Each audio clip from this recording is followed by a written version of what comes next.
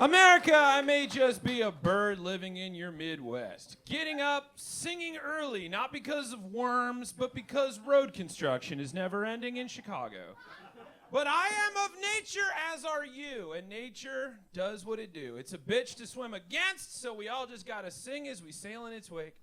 I think the rest of us in the kingdom are more likely to take it to a tune because we are more attuned to it, because we're used to things just going in cycles. And you humans get freaked the fuck out when suddenly they say it's gonna snow tomorrow, reminding you it's fucking November already. Shit, did you forget? I don't know how you could. Walgreens got the fucking zoomies trying to get Christmas going since September. Horny as fuck is Hulu dropping its holiday commercials. Couldn't even wait until all the Halloween haunts were closed in the Midwest. Like, they're just allowing you all to have your spooky shit up because it's cute. But as soon as it's November 1st, you gotta get serious because they want to tell you about their Christmas shit. But commerce be damned. Nature doesn't care what holiday you stock the shelves with. The winds are blowing how they blow. It's up to you to keep track of it when it is and when it is not the fucking holidays yet. There's other things to remember in November. Especially if you're in the Midwest and noticing a lot of dads and uncles and grandpas suddenly, sporadically, looking off into the distance like they're having flashbacks to their life on the highway or at sea. You can hear the strumming guitar chords coming out of their ears, washing everything in a Jeremiah Johnson kind of faded film. A phantom can of hams in their hand, an invisible, unfiltered cigarette on their lips. You'll wave your arms to snap them out of it, but it's too late. The memory is back. They are deep in it when the skies of November turn gloomy. They'll suddenly remember that big lake they call Gitchigumi. And even though they've never set foot on a fucking freighter ship in their life, they all remember that November 10th is the anniversary of the wreck of the Edmund Fitzgerald. And it's not just the Midwestern folks that do remember the 10th of November. It's almost U.S. universal. Around this time of year, when gym coaches and history teachers, dive bar regulars, and dudes that like fishing have a collective moment and a shot for the SS Edmund Fitzgerald. Sometimes they got words and must toast to the largest ship ever to sink in the Great Lakes, even if they've never been north of the Mason-Dixon line, because reasons. But is it because the Edmund Fitzgerald was the first investment by an American life insurance company into the iron and minerals industry? Does that sentence even register to ye humans? Is it because it was designed to sail the St. Lawrence Seaway, which connects the Atlantic Ocean to the Great Lakes through some locks, channels, rivers, and canals? Do you even do the reading? Is it because it wasn't anything to fuck around with? Because that's a hard-ass journey, epic even. Anyone's ever been to Chicago around March knows the Lovecraftian power of the lake. Your holidays mean nothing to its whims. Oh, is it August? The lake doesn't give a shit. Might just make it snow to show you who's in fucking charge. Thankfully, the Edmund Fitzgerald, known around town as the Big Fitz, was at the time the largest ship to sail the Great Lakes when it was launched in 1958. For 17 years, as the humans tell me, the Big Fitz hauled taconite, which looks like taco night and is not as delicious as it sounds. It's an iron ore, and the Fitz would haul it from Minnesota Iron Range near Duluth to the ironworks in Detroit, Toledo, and so on and so on. Basically, it was a huge freighter that moved iron ore around the Great Lakes, but it was also kind of a rock star because it set seasonal haul records 6 times. And its third captain in the first 7 years of its 17 career, Captain Peter Pulser, would blast music when it passed between Lake Huron and Lake Erie, talking up and hyping up the Edmund Fitzgerald through the intercoms. Not just the biggest freighter at the time, but also a floating DJ booth, entertaining the humans on the Sioux Locks. So yeah, the Big Fitz was a fucking legend. Big, fast, strong, and who doesn't love a good tune? Until November 10th, 1975. It was caught in a hurricane-force wind 17 miles from Whitefish Bay, between the cities of Sault Ste. Marie, Ontario, and Michigan, when suddenly it sank 530 feet into the waters. All 29 crewmen and captain died on board, a victim of the Witch of November, as the storms are known. So why the fuck does your uncle in Arizona, who's never been to Michigan and probably won't because they're a little different up there, know fuck all about a Great Lakes freighter that hauled 26,000 tons more of rocks to Detroit? Because in December of that year, Gordon Lightfoot recorded a shanty about it and dropped it in August of '76. It charted at number 2 in the US and number 1 in Canada, The Wreck of the Edmund Fitzgerald.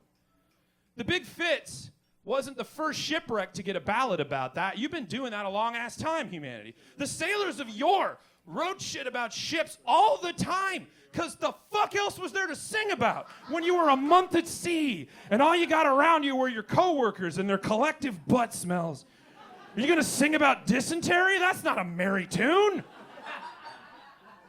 Modern times, you got your folk songs, Sinking of the Reuben James by Woody Guthrie, 1942. Flowers of Bermuda by Stan Rogers, 1979. Fucking Gordon Lightfoot had one in 1969, a full 6 years before the Fitz sank and his song was written, called The Ballad of Yarmouth Castle, which he wrote 4 years after a fire destroyed and sunk the SS Yarmouth Castle on its way from Miami to Nassau, which killed 90 people. And I'm starting to wonder if Gordon Lightfoot was out there wrecking ships so he could write some epic bangers about them. And you're not out there writing songs about other kinds of travel disasters. No one writing ballads about plane crashes. To even suggest it would get you a side eye and a gasp, because that's fucked up. Yeah, you have Don Henley's American Pie, but he didn't sing the Ballad of the Beechcraft Bonanza. Fuck out of here. It was about the day the music died, and pie, I think.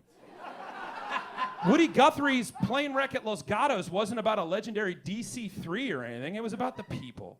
But you wreck a fucking ship, and the whole damn song is about how good ship was true and a bone to be chewed when the gales of November came early. The Edmund Fitzgerald wasn't even the deadliest shipwreck in America at the time. That was the SS Sultana in 1865, which exploded on the Mississippi north of Tennessee. Not to mention, whenever your highwayman loving cousins get misty singing The Wreck of the Edmund Fitzgerald, they do it like it's a sea shanty when it was going from Wisconsin to fucking Detroit.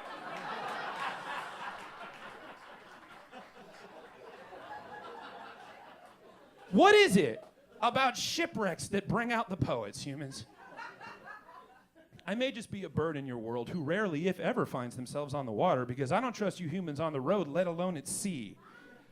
But I'm thinking, it's because when a plane crashes, when a bus crashes, when a train derails, it is removed.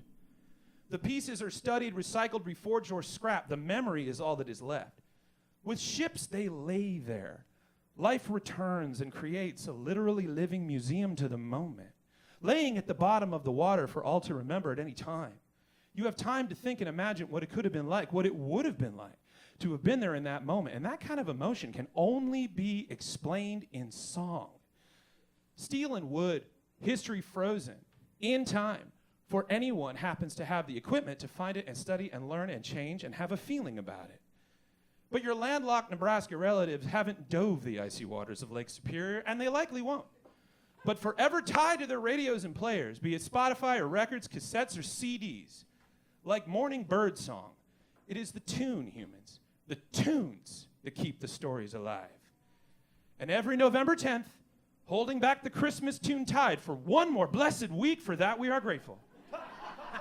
You're bound to, if you haven't already heard.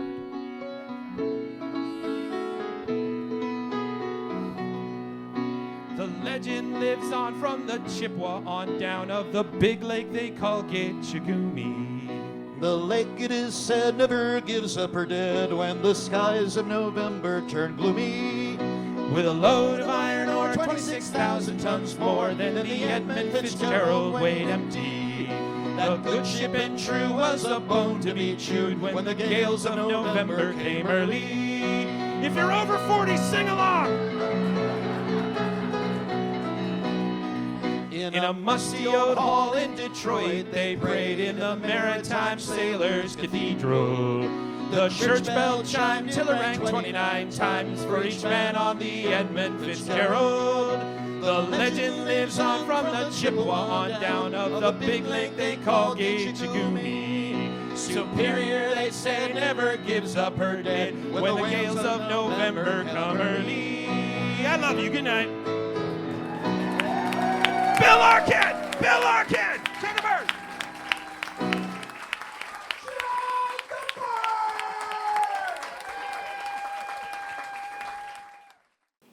Nailed it!